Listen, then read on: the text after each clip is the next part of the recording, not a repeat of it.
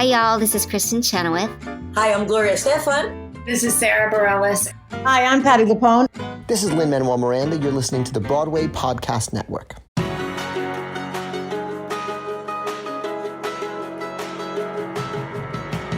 Welcome to the Theater Podcast, intimate personal conversations with theater's biggest names. I'm your host, Alan Seals. And given when this episode was recorded and is being released, I want to take a moment and acknowledge that Black Lives Matter.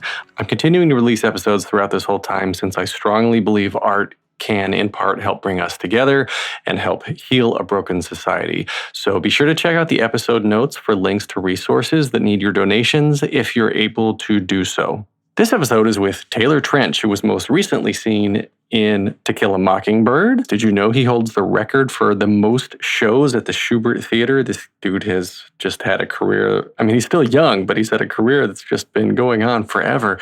We ventured into a great conversation about mental health. He was very open and just very candid about how he's dealing with things, especially now being in quarantine and with COVID going on and everything else that's happening. And this is part of course, the Bleeding Love takeover for June. He plays Sweet William in this original musical podcast. It was actually funny because we talked about this. I was his audio engineer. I was the audio engineer for this podcast, and he recorded most of his lines in his bathroom, screaming or yelling into towels or whatnot. The whole situation was just great. It was recorded entirely in quarantine. As always, please find me online, share a rating, share a review. I'm on Instagram at theater_podcast. You can find more of me at bpn.fm/TTP. And now everybody please enjoy this episode with Taylor Trensch. Here you go. 1, 2, 3.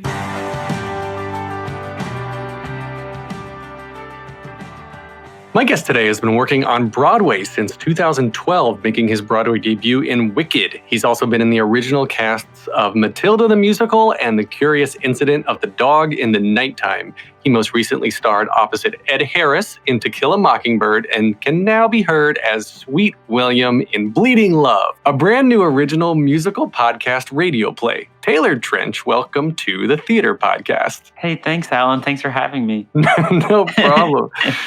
So I have to now ask my standard opening question, which is, where are you staying in quarantine? I'm in Greenpoint, Brooklyn, not too far away from you. Oh yeah, so you didn't leave town at all? No. Well, we tried for a second. We tried going upstate, and then we were met with anger and ill will, and so we left and came back to Brooklyn.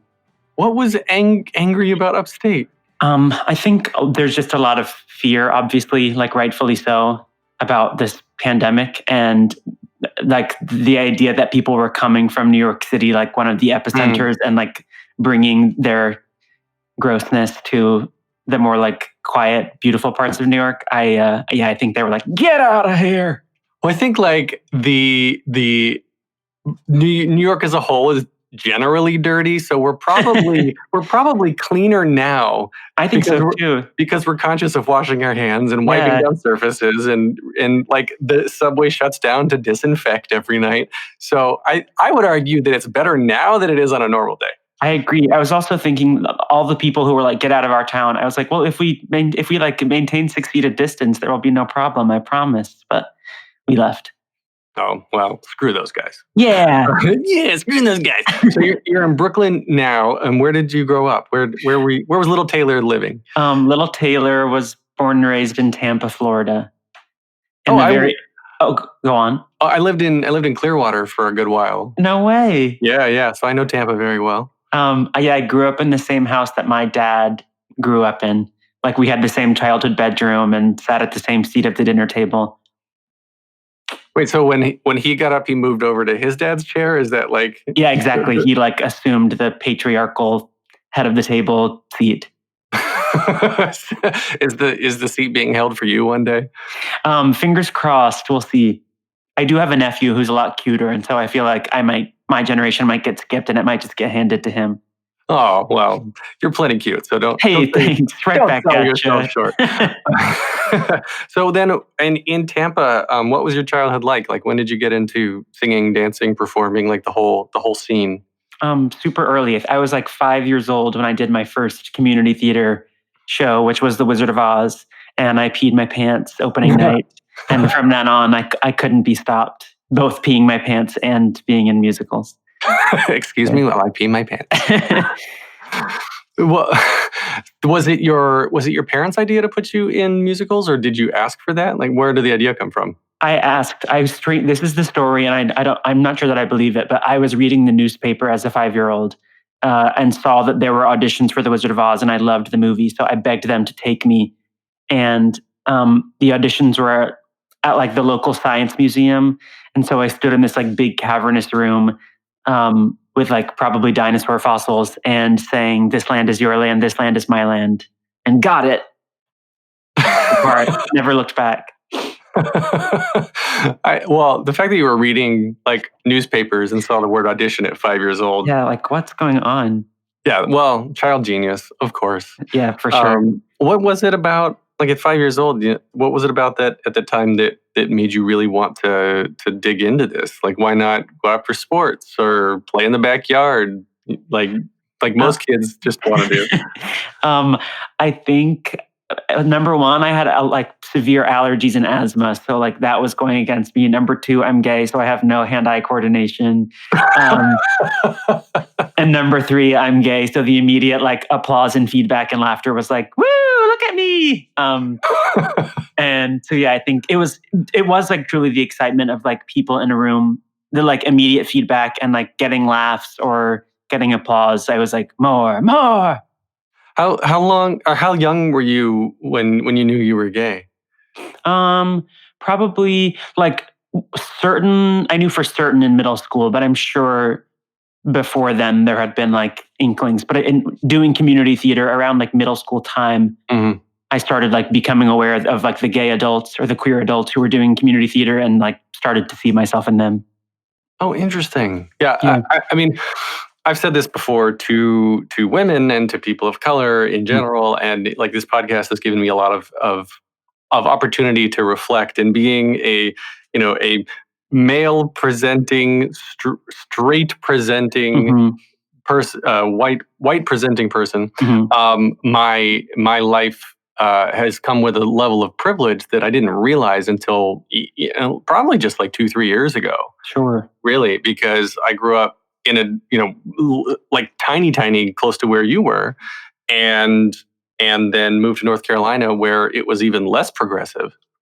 Where in North Carolina? I went from Florida to North Carolina. Well, I moved to North Wilkesboro, okay, which is the Tyson chicken processing capital of the world. Oh my God, you know it and love it. Oh yeah, on a good summer day, you can smell them chicken coops all the way across the county. Sick. Oh, it's disgusting.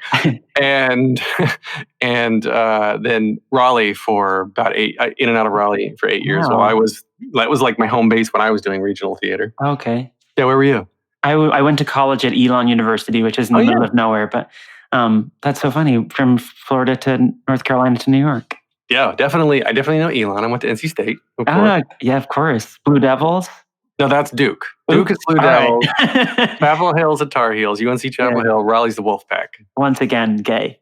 No, that's what I mean. I relate because being queer is obviously, I can be treated differently if someone is aware of that, but I'm very much in the same boat you are, and the fact that I'm like a cisgender white guy, and so I like benefit from a lot of privilege. Right.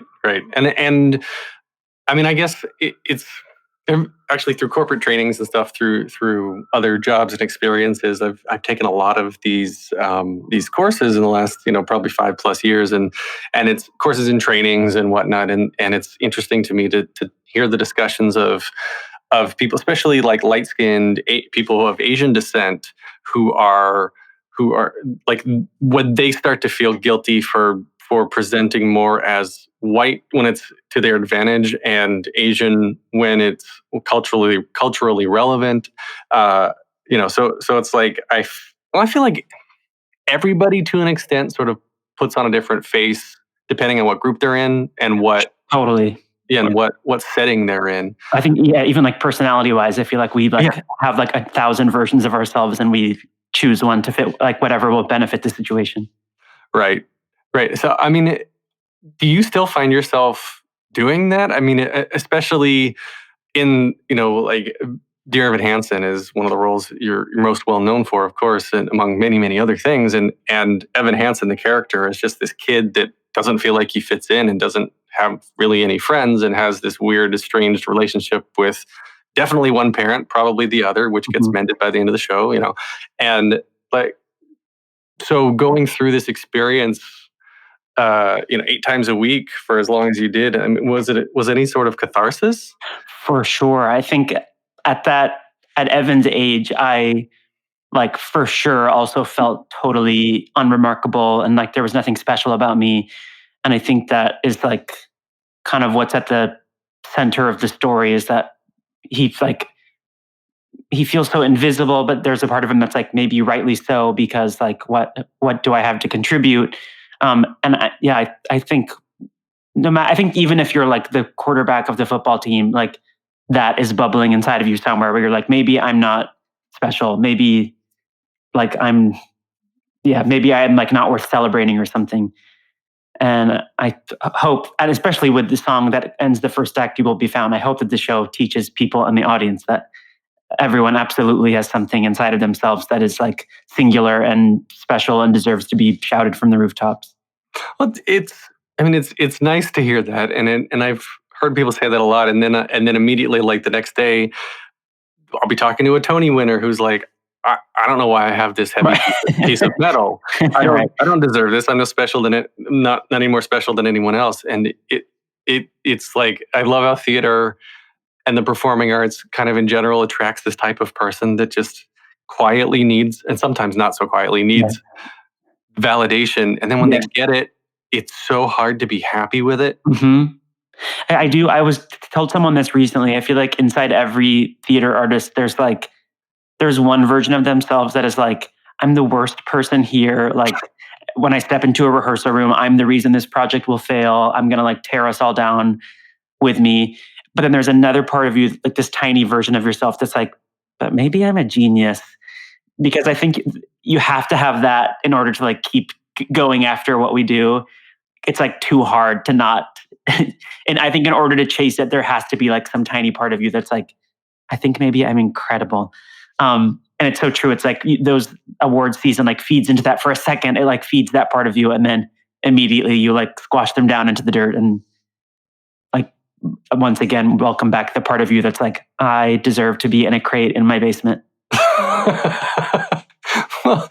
well, like you've had the pleasure too of, or the not pleasure, what's the word I'm looking for? The privilege of originating multiple casts, originating a couple of casts, and there's still, there's thousands of actors in this city, tens of thousands probably. I don't actually know the statistic, and the vast majority never get to say they even originate one, right? And so you've got more than one, and then you've got the credits that are two of the biggest shows still running on Broadway. We'll say still because Broadway will come back, and I'm sure Evan Hansen and Mockingbird will come back. And so even after all of that sort of thing, like I realize that it sort of becomes norm and it sort of becomes habit that, like, oh yeah, I got Ben Platt on speed dial and I can just call up Lin-Manuel or whoever it is, right? And Ed Harris and I are buddies. But do you ever stop and just realize where you are and just say, like, this is not average? Right. Yes. That's so funny. It does become so normal so quickly. And I think anything like once something becomes your routine, that just is what's normal to you. So I always like, I make it a point to try to remind myself to be like, look at where you are, look at who is like standing next to you on this stage. And there have been so many events since I've moved to New York, like within, different experiences of doing shows. There have been so many like single events that have reminded me of that. Like when we did To Kill a Mockingbird at Madison Square Garden for like 20,000 public school students. Mm-hmm. That was a moment I'd been lucky to be on Broadway for like 8 years. And then suddenly being in Madison Square Garden doing a Broadway play and like really taking in who I was on stage with and the power of theater and like seeing young people fall in love with theater. It was like, such a cool reminder. And I feel very lucky that I have moments like that can remind me of how cool Broadway is. How long was that in the works before it was announced? And then like the rehearsal process, I mean, did they move the set or did they rebuild the set or build a new set in Madison Square Garden? Yeah, they built a new set. We fully restaged the show. So we would be doing like the original version at night at the Schubert Theater. And then during the day, we'd be in Long Island City rehearsing a fully new version of the show, which was kooky. I don't know how long it was in the works. We found out very last minute. Scott Rudin called us all on stage either before or after a show one night. And we were like, oh no. Because usually when a producer comes for a cast meeting, it's like, you're all done for. That's what I was going to say. So it sounds like you're getting your closing notice. I know. I was like, oh no, wait, I thought this was a hit. Gosh, darn you, Ed Harris. But then he was like, I did close the show. It was me. So we got it was very last minute. He told us the news and like days later we started rehearsals. But it was just so exciting. My gosh. Yeah, I can only imagine. I mean, I've seen shows in the audience at MSG, and I've never even sat on bought a ticket to see a show or anything on the floor. So, Me neither. Oh man, that has to be absolutely incredible. And you mentioned the Schubert, you have the record for most Broadway shows at the Schubert Theater. Yeah, take that. Take that, everybody else. Yeah, Bernadette Peters. Patty who? Yeah, Patty Lou. No, more like it. Just kidding. Patty's going to come after us with pitchforks. Yeah. You know she will. But you've also had a wonderful, wonderful benefit of performing with your boyfriend, Ben Levi Ross, in Dear Evan Hansen. What was that like? Wonderful. We met. He was an understudy for all of the teenage boy characters when I joined, and I walked into the rehearsal room and was like, "Uh-oh, hubba hubba hubba." But I pushed him away and was like, "No, we're not gonna I'm not gonna date somebody I work with." And then he tricked me into go seeing a movie, and he was like, "We're all gonna go. The whole cast is gonna go." And I was like, "Okay." And then as I walked up to the movie theater, he was like, "Everyone canceled," but he had never invited anyone else. Our relationship is built on lies and deceit. But he was I first of all just think he's so incredibly talented, and so it was so fun to be on stage with him, just as someone who that I admire and respect. But then, the added bonus of it also being someone I love dearly. It was such a treat. Do you have any, or did you have any sort of issue with if there was any trouble at home and leaving it at home and not bringing it on stage when you needed to like each other? We've been, I don't know, maybe it's a sign that I've been lobotomized or something, but we don't have conflict. It's been, I say that, and tonight he's going to put a pillow over my head and smother me, and there's been building resentment that I just haven't picked up on. But we are not we don't argue, or if anything, he just gets annoyed at me for things dumb around the house. But we very luckily we're always we're able to come to work in a happy, healthy place. It's interesting to me to I read scripts and read books and see shows and artists, the writers who create these works are using this as methods of expression and communication. And when I see on TV or something, you can't beat around the bush for too long, or the plot gets stale and you get bored and you have to move things along. But in life, sometimes people go years and years without saying what they really think or what they really mean. And I think that my assumption, and I try to carry this over to my personal life, is as forthcoming and honest as I am in a written form, or even I find myself being more vulnerable right now doing podcast interviews than I do with friends that I know I'm going to see every day. My daily circle of close friends. Do you know what I mean? 100%, yes. There must be something about the podcast, you ultimately know it's like for entertainment, or like it's going to be like released to a larger audience than just your circle of friends. And there must be some weird like permission you give yourself when you know, especially when there's a microphone. I feel like ultimately it becomes a microphone is like a signifier that this is a performance in a way or something, and that must like give you permission to be like, okay, because I'm like at a microphone doing a podcast, that then like gives you a little bit of room to be more open and honest or something. I don't know, but it seems to me like sort of backwards, because we're digitally recording intimate things to put out on the internet that will be there forever. I know. Yet sometimes you can't just like go up to somebody you really love and just and say something that you think they're not going to like. Yeah. Because from speaking for myself, it's like I have to continue to see this person. I guess I live with this person, or in a lot of cases, like we have kids together, we have property together, we run a business together, whatever it is.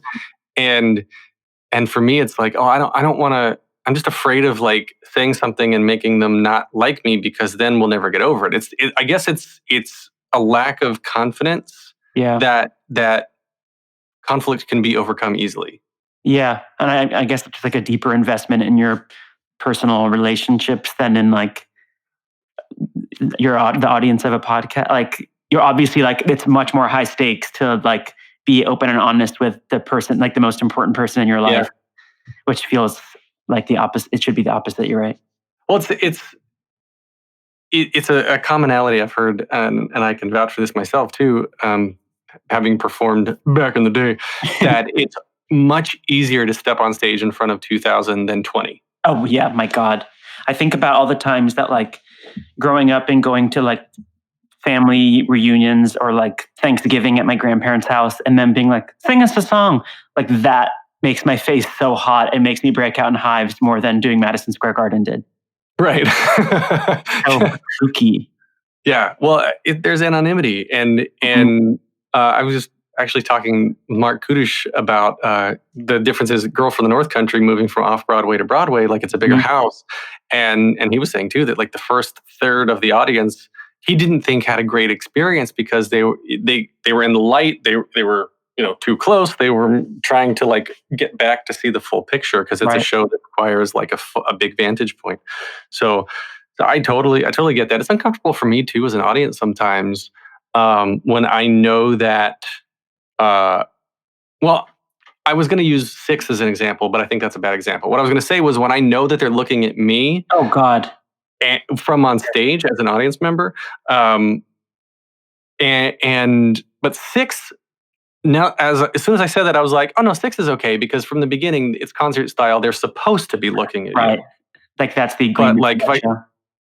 Right. So there's no fourth wall. They're just like, "Here we are. We're telling you a story." Right. And there's nothing worse than going to see a play where you think there's a fourth wall, and then suddenly the characters like turn out to you, and like you're like, no, like this is not what I signed up for. Like the end of Cats. Should we go there? The end of Cats. Don't you dare look at me, Judi Dench. Not once, not thrice, not twice, but thrice. Really, Judi Dench? Like, no, just let me escape. I don't want to be like part of this. Well, speaking of escaping, Bleeding Love. Yeah. The Bleeding Love, you are Sweet William in this original musical podcast radio play, and we're seeing it like in the podcast world. Podcast has just exploded in the last 2 years as a medium, but now there's this resurgence of radio plays that are coming out, and I love it, because when you think about the form of entertainment that's audible, that's why books. A lot of people are like, books are so much better than movies, because books leave so much more to the imagination, and I think radio plays too do something very similar if they're done very, very well, obviously. And Harris Duran, the writer and lyricist, and also edited all the podcasts, did this magnificent job of putting it all together and creating an atmosphere with the Foley and the music and the sound effects and whatnot. And I, for those listening, I was one of the producers on the thing and helped do the audio engineering, and so it was very fun and challenging to work with you and work with the other casts. like to recreate a sound studio for you, it was in your bathroom. Yes, I know. I should say, I don't know if this has been said enough, but Alan is the reason we all like sound good on that podcast. Thank you. It was fun. It was a fun challenge, and recorded entirely in quarantine, Yes. which is ironic because the whole show is about being in quarantine. Right. Which it was written years prior to the current pandemic and just happened to fit the current world. So we were like, we have to produce this and we have to get this out. So, but how did you get involved? Because this has been like, you were in the original demo recordings that came out in 2016. And then, so 4 years go by and now we have a pandemic and we're recording you in your bathroom. Right. So how did it start for you 4 years ago? After hearing you say like that they wrote this so long before this all happened, now I'm like, should I ask them about like lottery numbers or like, when should I buy property? We should all like be seeking counsel from them. I got invited to do the demo recordings. I think I was doing the Curious Incident at the time, and I honestly don't know how Harris like found me, but he very kindly asked me to record the demos, and he sent me some of the original production, which was in Denmark, I think. He sent me some of the music from that, and I like was immediately so compelled because it like truly runs the gamut from like rock and roll to classical. So I like agreed right away to do the demos, and then when Broadway Podcast Network so kindly like offered this show a home, they were able to assemble the full demo cast back together, which was so great, but also so painful to have to listen to what I did years ago and like then try to match that. I was like, yeesh. Well, it's interesting because you're not old. I was gonna say as young as you are. You're not like super young, but you're not super old. Like, Hey, watch it. People's voices are still changing. Yeah, it's true. And so even the timbre of people's voices. I mean, maybe Sarah Stiles can always go back into that voice that she's got. But we had a tough time matching a lot of that, like Tony Vincent too.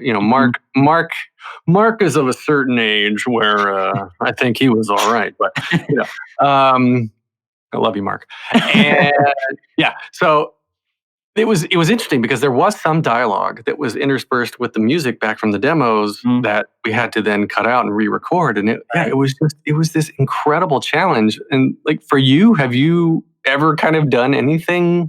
I mean, obviously we're all living through the pandemic for the first time, but recording in your bathroom, doing these one-off lines, like we didn't record lines against any other actors. It was just one line, and then it was all spliced together in post. Right.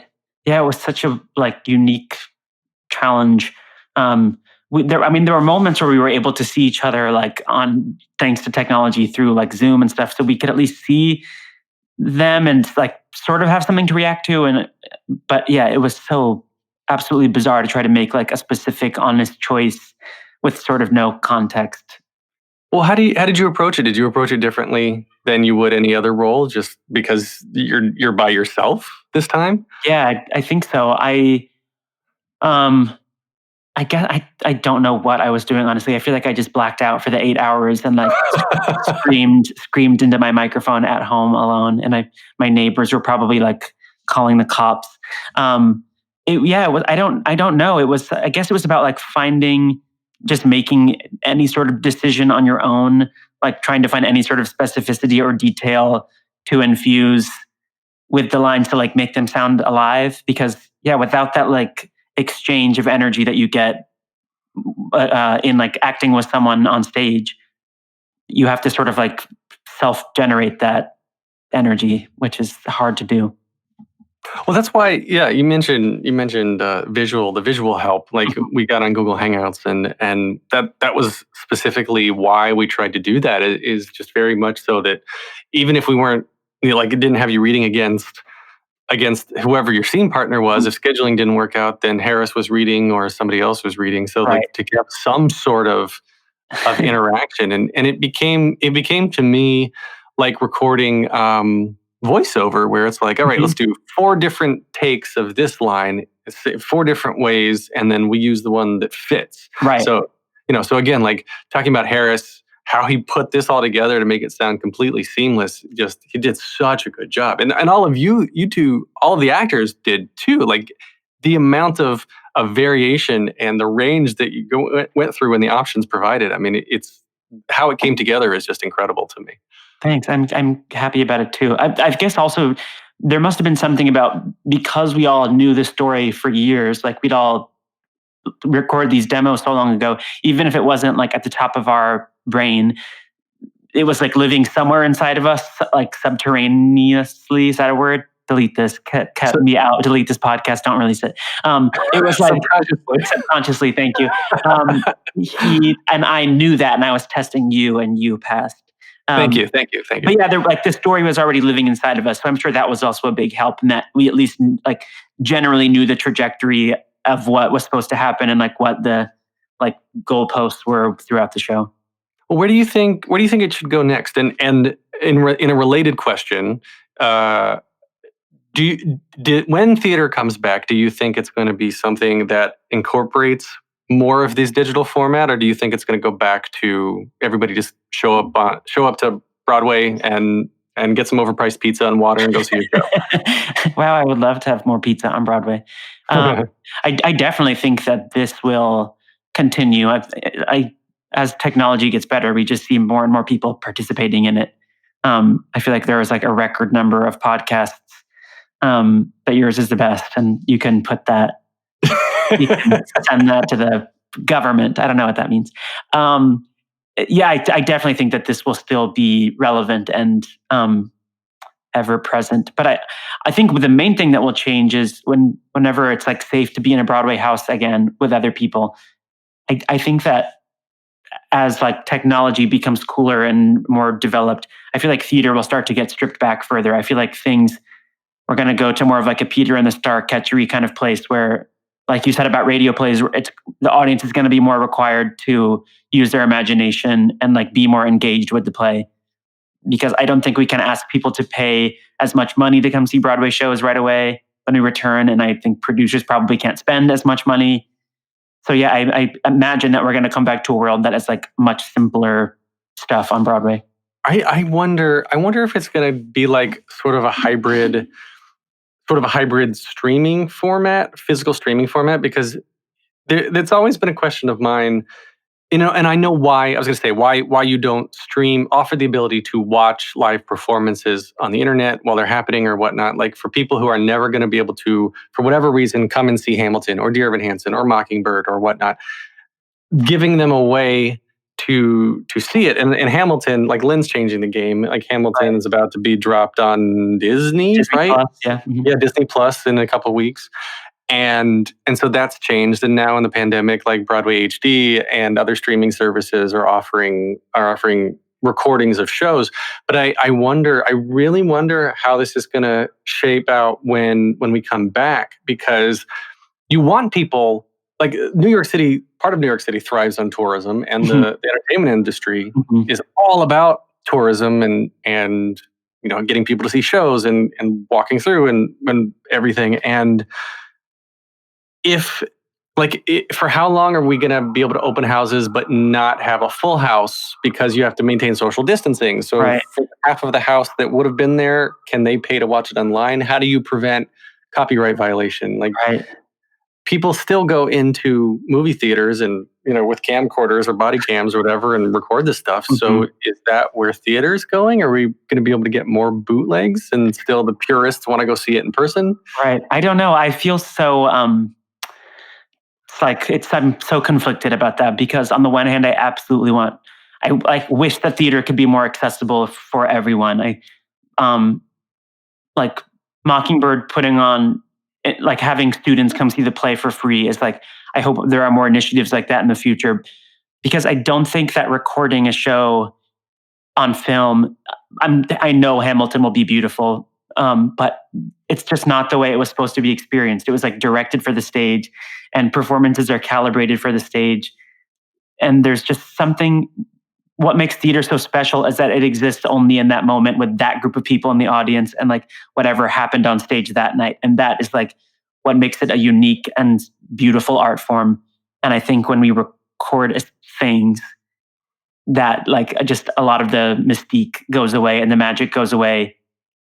But then there's also something great about people watching Hamilton at home. It'll probably like introduce a new generation of people to Broadway musicals, and they'll fall in love, and then hopefully eventually they'll come see something in New York or on tour.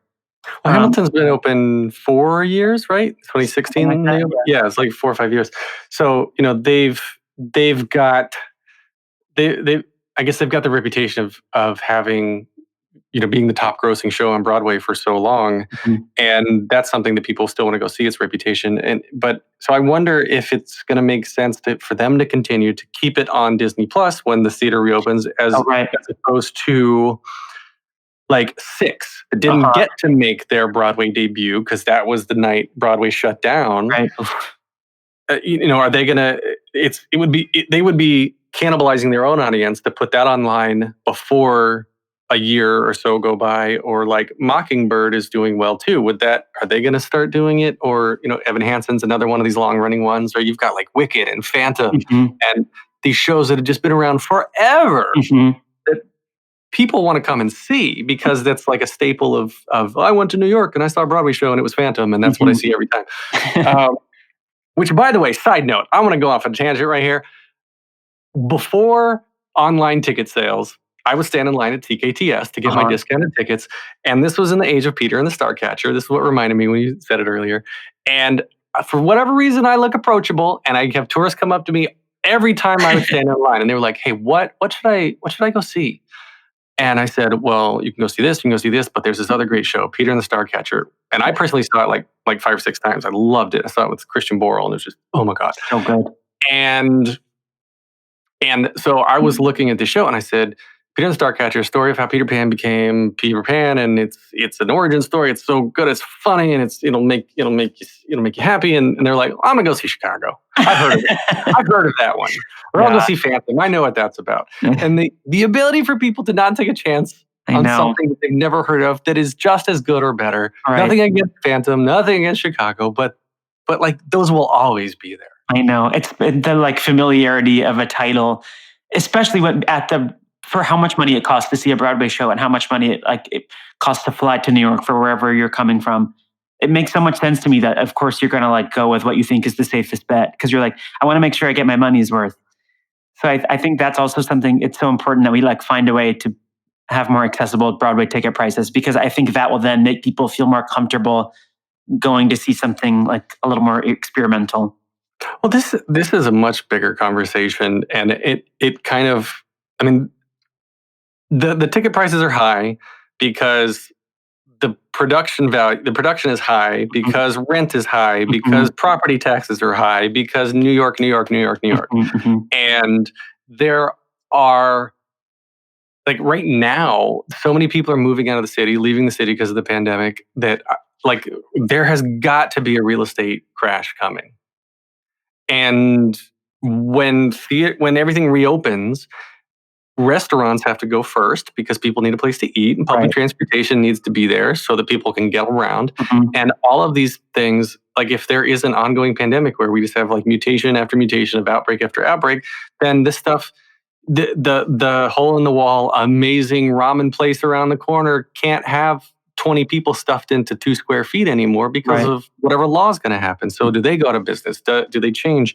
And are theater houses going to have every other seat removed because of social distancing? I mean, this is so crazy what we're living in right now. Yeah, and there's like, it's unprecedented, and we have I like spend all day like reading and speculating about what will happen, but we just don't know. And so that's what's so scary about it all. Is like, we don't know when it'll end. We don't know what life will be like if there is an end. Like, well, do you really focus on it? Do you read a lot about it all day? I go in like waves. There are times when like I look at my phone at the end of a day, and the like notification that tells you how long you've been looking at your screen. There are some days when it's like 8 billion hours, and then I will like have a couple of days where I just put my phone away and try to ignore it all. But yeah, weirdly, I feel like the more I read, the more I know, the better I feel. Well, is it like a sort of do you get anxious when you don't know, or get anxious the more you do? Because the people in my family are like kind of both. They're like, I know something's going on, and then the more they read about it, the more anxious they get. And I'm like, I can't talk to you about this. You're stressing me out. I think there's something about like the initial part of like disconnecting yourself from the conversation. There's like the first few moments of that where you're like finally my like mind is happy. But then you start, like, as you're like going to sleep at night, you like start falling into a tornado of the unknowns. And so for me, I feel way less anxious when I have like more information at hand. Is like anxiety something that you deal with like on a regular basis, or just this sort of situation? Just this. It's really made me like a little more understanding. I am like not at all an anxious person. I like swing more towards the depressive side of the spectrum, I think. But so many people in my life have like anxiety disorders. My boyfriend, a lot of my like closest friends, and I feel like I was like describing how I was feeling to Ben, my boyfriend, recently, and he was like, "Oh no, yeah, that's anxiety. That's like what I feel. That's what I feel every day, like from start to finish." And I was like, and it took like this global pandemic to make me see that or understand that. Yeah. Oh, 100%. I'm with you. I am very much like, okay, something's bothering me. I'm just going to work my ass off, and then I'll go fix it. Uh-huh. And either I work enough so that I'm not thinking about what is going on, or I actually do like put forth solutions and fix it. And I've always been kind of that way. And it was like 2 weeks ago when I just sort of just sat down and was like, I think this is helplessness. Mm-hmm. I don't know quite what to do, and I'm not motivated to do anything. Mm-hmm. And it was really weird because I am trying now to sit in my negative emotions because, through recent years of therapy, I'm like, okay, now I'm okay. Don't push it away. Don't ignore it. Acknowledge it and like experience it, honor it, and then let it pass, let it wash away. Yeah, and it really did. Like I and this is one of those things, going back to the beginning of our conversation, where I told my wife, I said, I think I need like a couple hours just like to be by myself, because I'm not in a good place right now. And I previously have been afraid to say things like that to people. Mm-hmm. Me too. Because I don't want her to be like, oh, that weirdo. He's that crazy guy I married. Because it's just a fear. But yeah, like it felt good. Yeah. And I sat with it, and then I was like, okay, cool. Yeah. Now I know. All right. Now I realize what a lot of other people are feeling. So now I can empathize with them. Yeah. The world is better. Yeah. I so relate. I'm the very same way, where I like find that so hard to ask for something like that, because going back to what we were talking about earlier about how much harder it is to be vulnerable with like your partner or your friends or whatever. Yeah, it's like this fear of disappointing them or letting them down, or like you said, becoming unlikable or unlovable. I am learning to like get rid of that behavior and just say what I mean and ask for what I want, because almost every single time the like response you get is like, yes, that was good, and thank you for telling me, and that's totally fine that you want to go be by yourself. Which why we keep hearing positive reinforcement? Why is it ingrained in our heads to be like, well, this time's going to be different. This time's going to be different. Because we're a nation filled with shame. Oh, God, yeah. We are, I think as a nation, we need to get okay about talking about mental health. Yes, 1,000%.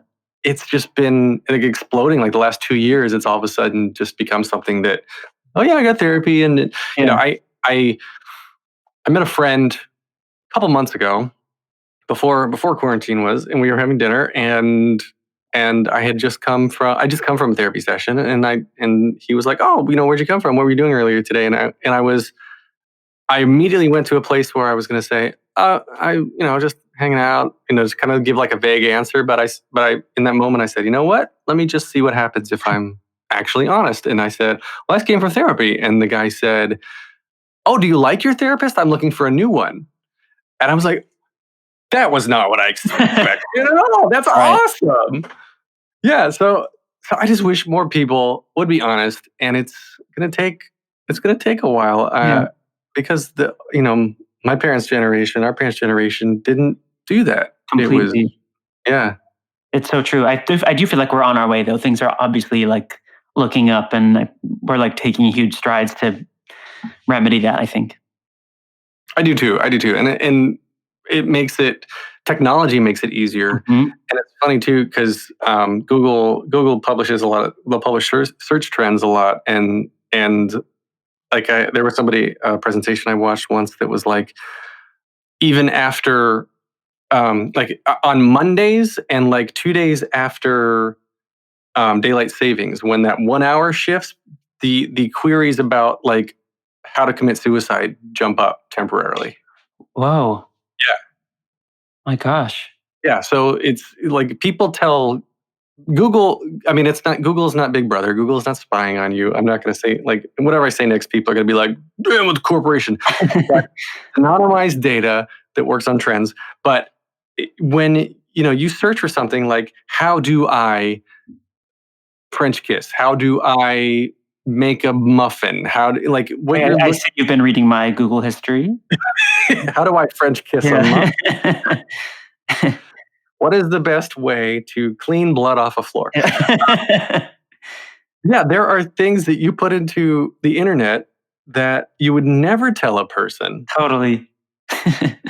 And if when you take that data, you anonymize it, and you can then start showing recommendations of like mental health help, or resources to help people get better. Or maybe it's podcast results. Maybe it's like a self-help podcast, or Bleeding Love, a podcast about being in quarantine that has a nice message.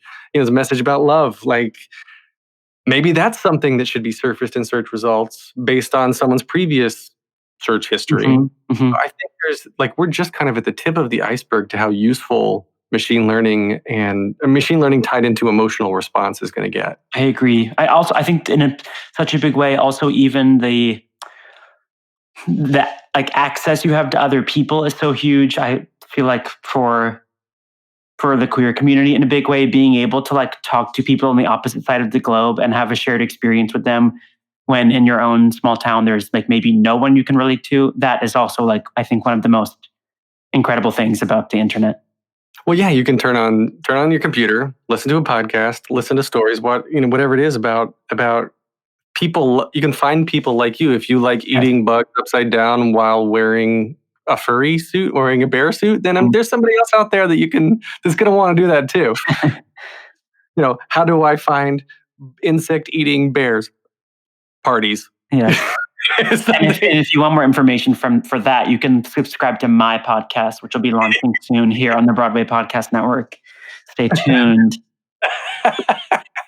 I would listen to that. Thank you. Just saying. Okay, so we are short on time because you have a heart out here. So let's wrap up. As much as I don't want to, I love this conversation. Right now, get to my 3 questions here that I use to close out every episode. The first one is, what motivates you? You do. What motivates me? That's a great question. Takes a lot. I'm a procrastinator for sure. I can be so lazy. I guess what motivates me is, I truly don't know. Like, this is such a gross answer. Like, storytelling. The like shared artistic experiences are what motivates me. I don't know. I feel so like I'm playing a flute in a field with a flower crown on my head. There's no wrong answer. All right. The second question is, what advice would you give to your younger self and younger people listening now, starting out down a similar path? Yes. I think it was so hard for me in the beginning to like deal with rejection, which is like such a big part of doing what we do. And I've recently learned to like shift my method of thinking. And when I get something that I wanted, yes, it's okay to be sad. Yes, it's disappointing. But at the same time, someone else's dream came true. And that is wonderful and exciting and should be celebrated. So I think that is like something helpful to hold on to when you're feeling down. And also like try not to compare yourself to other people. I always hear people say like, it's hard to move forward when you're constantly looking side to side. So it would be like, don't compare yourself to other people, and also like, please celebrate other people's successes. Okay. I like that. Thanks. So now, last question. If you could only see one show for the rest of your life, but you could see it as many times as you want, what would you see? Oh my God. Does it have to be currently running? No. Oh my God. This is really difficult. My first instinct is The Curious Incident of the Dog in the Nighttime. I love that show. Me too. But because I shared their role with Alex Sharp, who won the Tony for it, like we both got to see it a lot from the audience, and I like just never ever got tired of watching it. I didn't know that. So you were there. There was an alternate. Yeah, I did the show like 2 or 3 times a week to give Alex a break, just because it was so physically and vocally and emotionally demanding. So you only do shows that are so emotionally and physically demanding they can't be done. It requires 2 actors, exactly. And I do feel like that not having to do 8 shows a week, doing like 6 shows a week, it really is the answer. That's what we all should be doing. That would give more people jobs. Yes, I agree. Keep more people healthy, give more people jobs. Yeah. All right. Maybe that's the answer. Boom. After quarantine. We in Australia, a lot of times they do 9 shows a week. Oh! Why on earth? Yeah. I just finished interviewing a bunch of 6 queens from the Australia cast. Oh my God. And they were like, yeah, we did 9 shows a week in Sydney. No, don't. Yeah. Insane. Too hard. Yeah. So where can we find you on social media? I'm on Instagram at Knuckle Sandwich. Silly. Yeah. All right. You can get more of this podcast and me at thetheaterpodcast.com. You can show your support for the podcast at thetheaterpodcast.com/Patreon. Find me on Instagram and Twitter at theater_podcast. Please leave a rating and review wherever you're listening. This is edited by Matthew Hendershot. And thank you to Jukebox the Ghost for the intro and outro music. And Taylor, thank you most of all. This has been a lot of fun. I know. Thank you so much for having me. What a thrill.